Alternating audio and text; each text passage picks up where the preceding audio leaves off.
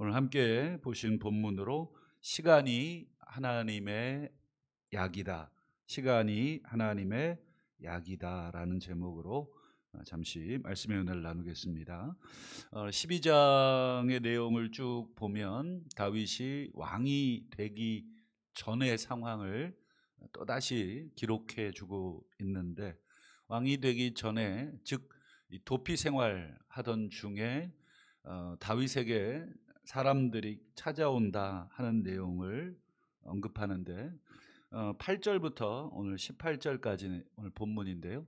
이 세 종류의 지파를 오늘 언급하고 있습니다. 첫 번째는 갓 지파, 두 번째는 이제 베냐민 지파, 그리고 유다 지파, 이 세 개의 지파가 오늘 순서대로 나와 있습니다. 갓 지파는 아시는 것처럼 요단강을 기준으로 동쪽에 땅을 분배받은 지파죠. 어쨌든 이 다윗은 지금 남쪽에, 지금 이 사막 지대에, 지금 광야 지대에 도피를 하고 있으니까 제법 먼 거리를 지금 찾아온 것이죠. 그 당시에 아마 뭐 교통이나 뭐 통신 이런 것도 없었을 시절인데, 그걸 찾아온다는 것 자체가 대단한 일이고 어려운 일입니다. 그래서 먼저 간단하게 갓 지파 사람들의 면면을 한번 보겠습니다. 먼저 8절을 한번 볼까요? 8절을 보시면 갓 사람 중에서 다 용사가 찾아옵니다. 그리고 싸움에 익숙하죠. 방패와 창을 능히 다룰 줄 알고, 그다음 얼굴은 사자 같고, 그다음에 빠르기는 산의 사슴 같다. 그러니까 누가 봐도 딱 완전히 우리 이런 표현이 좀 신뢰가 되겠습니다만, 딱 이 서장훈 같은 우리 농구 선수 아시죠?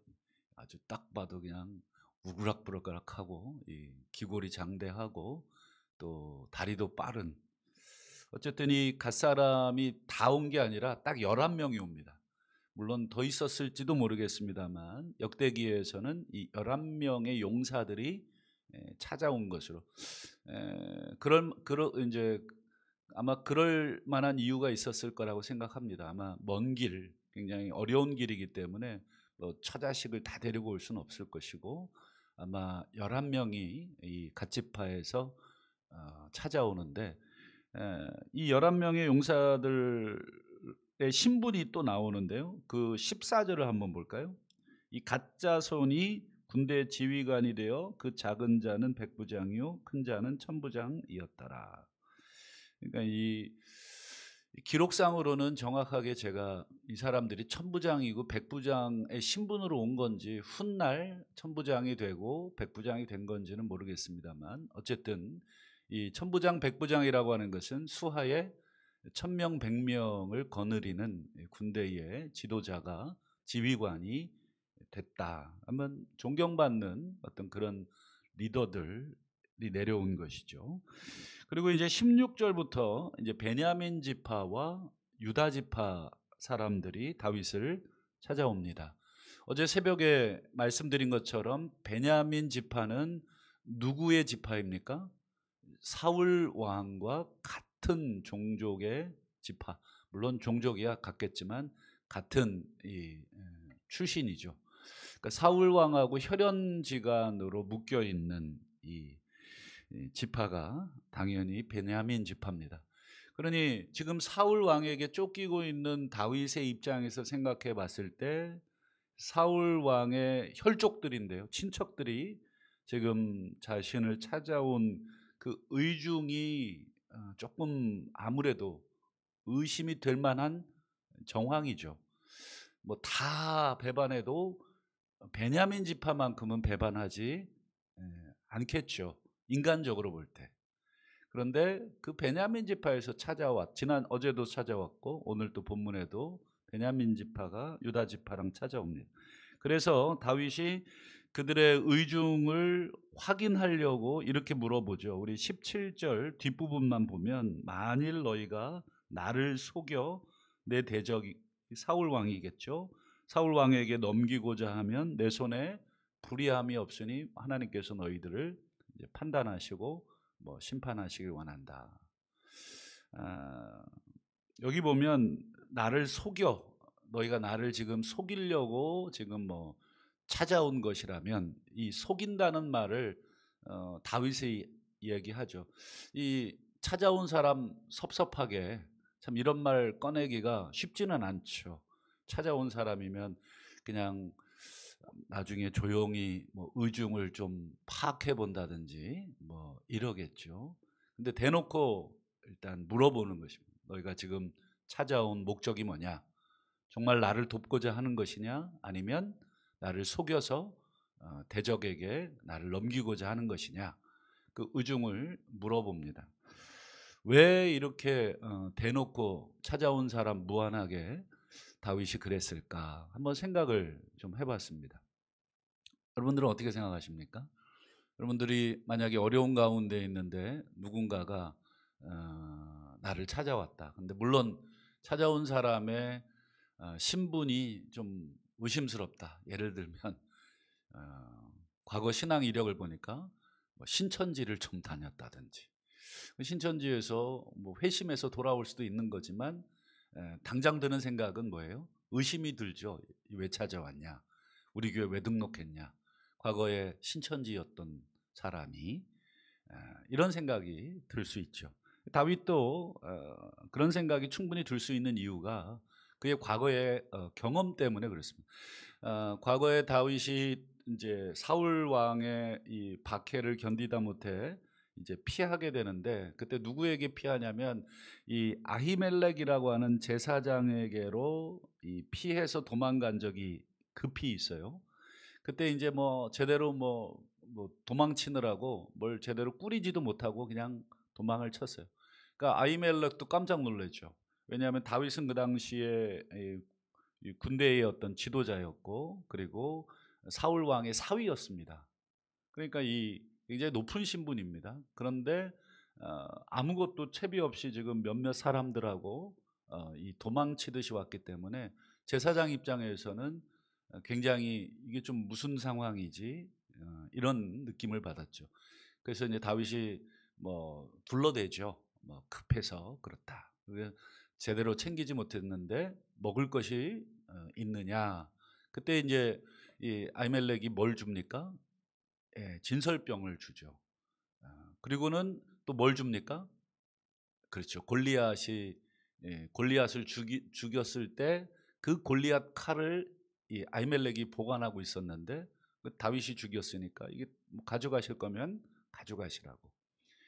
사실은 배틀채 같은 그 칼인데 어쨌든 다윗에게는 또뭐 요긴한 무기가 되니까 어쨌든 그걸 가지고 이제 떠납니다. 그때 여러분 누가 그 장면을, 이 표현이 그렇습니다만, 쥐새끼처럼 보고 있었습니까? 그렇죠. 도액이라고 하는 사람이, 예, 그 장면을 몰래 엿보고 있었죠.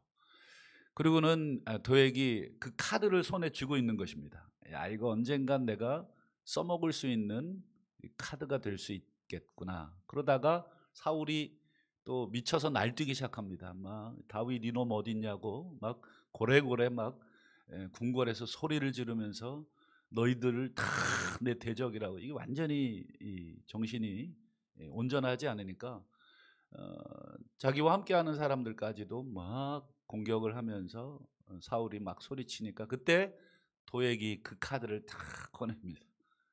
내가 이 다윗을 목격했다고. 다윗이 어디 있는 줄 안다고. 그러면서 아히멜렉의 이름을 대는 것입니다. 야, 이게 사람 죽이는 일이죠. 그 사람 이름을 댔다는 것 자체. 여러분 누구를 뭐 요즘 뭐 좀 탄핵 재판 보고 계시죠? 누구 이름 나오느냐가 어때요? 다 옷 벗는 일입니다. 다 죽이는 일입니다. 그래서 웬만하면 막 뭐 둘러서 얘기하고 막 애둘러서 말해주고 막 이렇습니다만, 어쨌든 이 도액이라는 이 쥐새끼 같은 이 인간이 이 아히멜렉이 다윗을 도왔습니다. 그냥 다윗을 봤다. 내가 어디 있었는데 우연히 봤다. 뭐 이 정도까지 뭐 해도 되지만 이 아히멜렉의 이름을 다 얘기합니다. 그때 어떻게 됩니까? 사울이 뭐 제정신입니까? 뭐 이성적으로 판단합니까? 이 아히멜렉이 다윗에게 떡 주고 골리앗 칼 줬다고 예, 다 죽입니다. 혼자 죽이는 게 아니라 아히멜렉에 속한 제사장 85명을 죽이고, 그리고 제사장 성읍이 있잖아요. 제사장 성읍에 그 안에 사는 모든 레위 지파, 제사장 지파를 다 죽여요. 성경에 보면 젖먹이까지 죽였다 이렇게 되어 있습니다. 완전히 이 제정신이 아닌 거죠. 이 악령에 사로잡히면 사울이 악령에 사로잡혔다는 기록이 여러 번 나오잖아요. 그러니까 이 지금 아히멜렉이 설명을 합니다. 왜 줬는지. 당신의 사위 아닙니까? 그리고 군대의 지도자가 아닙니까? 그리고 다윗이 뭐 언제 이, 이 이스라엘에 대해서 반역을 하거나 그런 적이 어디 있습니까? 다윗처럼 충직한 이 종이 어디 있습니까? 그러니 뭐 자신의 입장에서는 안 줄 이유가 전혀 없습니다. 이거 완전한 뭐 알리바이이기도 하고 또 변명이기도 하고 어쨌든 완벽한 대답이죠. 그럼에도 불구하고 다윗에게 떡과 칼을 줬다는 이유로 완전히 그 집안과 제사장 가문들을 쑥대밭이 아니죠. 완전히 멸절을 시키는 이 하나님께서 이 사건을 어떻게 보실까 상상을 해보면 참 끔찍합니다. 좌우간 이 다윗이 과거에 이 도액이라고 하는 이 인간의 그 배신, 이 뒤통수를 한번 세게 맞아서 다윗이 너무너무 가슴 아파했었죠.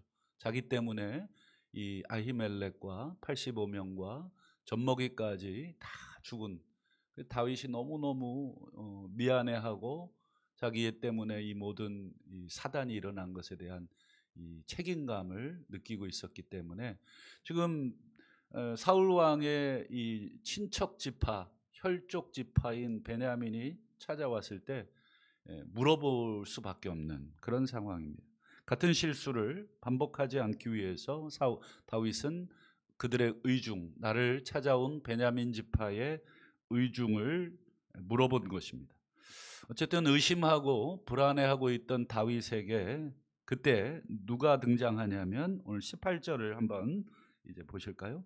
18절 우리 상반절만 보시죠. 그때에 성령이 30명의 우두머리 아마새를 감싸시니, 성령이 아마새라고 하는 그 이제 군 지휘관을 감싸셨다. 이 구약에 이게 이제 수건데요. 이 누구누구를 감쌌다. 성령이 감쌌다는 표현이 구약에 몇 번 나오잖아요. 이 감쌌다는 말은 뭐 여러 가지 의미가 있지만 누군가에게 누군가를 통해서 예언한다 이런 수거로도 사용됩니다. 성령께서 아마새를 감쌌다는 뜻은 성령께서 아마새를 통해서 말하기 시작했다 이런 뜻이 되는 것입니다. 그러면 이 불안하고 의심하고 있는 다윗에게 성령께서 아마새를 통해 무슨 말씀을 하셨는가? 우리 18절 우리 중반절을 한번 보실까요? 자, 이르되 다윗이여 우리가 당신에게 속하겠고 이새의 아들이여 우리가 당신과 함께 있으리니 원하건대 평안하소서. 당신도 평안, 당신을 돕는 자도 평안. 평안이란 말을 몇 번 합니까? 3번 하죠. 평안해라, 평안. 괜찮다, 괜찮다. 지금 불안하고 의심하는 그 다윗, 너희들이 나를 지금 배반하고 지금 이렇게 하려고 온 것이거든. 이렇게 지금 의심하고 불안해하는 다윗에게 성령께서 뭐라고 합니까? 우리가 너와 함께한다. 평안해라, 평안해라, 평안해라. 그리고 뒤에 결정적으로 하나님께서 어떻게 하십니까? 당신을 돕고 계십니다. 성령을 통한 그 메시지를 지금 다윗의 불안한 심령에 주고 있는 것이죠. 아마 성령께서 아마새를 통해서 이렇게 얘기하시는 것이라고 생각을 합니다. 다윗아, 네가 지금 힘들고 또 불안하고 의심할 수 있는 모든 상황이잖아요. 지금 거처없이 언제 쳐들어올지 모르는 사울의 군대, 잠이나 제대로 오겠습니까? 날마다 이 600여 명의 식솔들을 이끌어야 하는 그 광야 생활을 한번 상상을 해 보시죠. 지금 먹을 것 입을 것이 풍부해도 그 얼마나 많은 어려움이 있겠습니까? 근데 광야에서 그 많은 무리들을 이끌어가는 다윗의 입장에서는 불안하고, 거기다가 사람들은 계속 오는데 이들 중에 누가 정탐꾼인지 누가 배반할 사람인지 그 염려도 당연히 되겠고, 안 받자니 또 그렇고 받자니 또 그렇고, 이런 상황에서 다윗아 평안해라, 내가 너와 함께 하고 있고 너를 돕는 사람들이 너와 함께 하고 있다. 아마 이 성령의 이러한 말씀은 우리 도피 중에 또 불안하고 또 의심하고 있던 다윗에게 큰 힘을 그리고 용기를 주시는 말씀이었을 겁니다. 다음 시간에 이제 더 보겠습니다만, 하나님께서 지금 무슨 일을 하고 계십니까? 지금 사울의 세력은 점점 약해지게 하고 있다는 것을 보고 있죠. 지금 사울의 나라의 지파에 중요한 소위 요직에 있는 사람들, 지도자 그리고 군인들이 전부 이탈해 가고 있는, 그 사울의 세력은 약해지게 하시고 반대로 다윗의 세력은 점점점 소수이지만 강해지게 하고 있는 그런 일들을 하나님이 하고 계시다.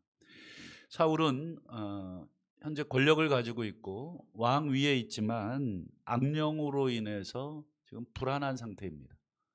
누구든지 간에 죽이려고 그러고 또 다윗을 돕는 자를 지금 죽이려고 하는 그런 악령에 사로잡힌 상태지만, 다윗은 어떻습니까?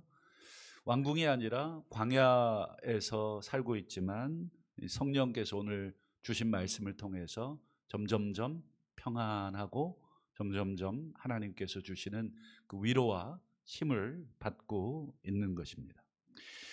오늘 본문을 보면서 누가 하나님과 함께, 또는 하나님이 누구와 함께 하고 있는가, 또는 하나님이 어떤 사람과 함께 하고 있는가, 왕권을 가지고 있고 권력을 가지고 있다고 하나님께서 함께 하고 있는 것이 아니라, 오늘 다윗처럼 하나님을 두려워하고 또 원수까지도 하나님의 처분에 자신의 손이 아니라 하나님의 이 처분에 맡겨드릴 수 있는 그 믿음을 가진 사람, 그런 사람과 하나님께서 함께 하고 계신다.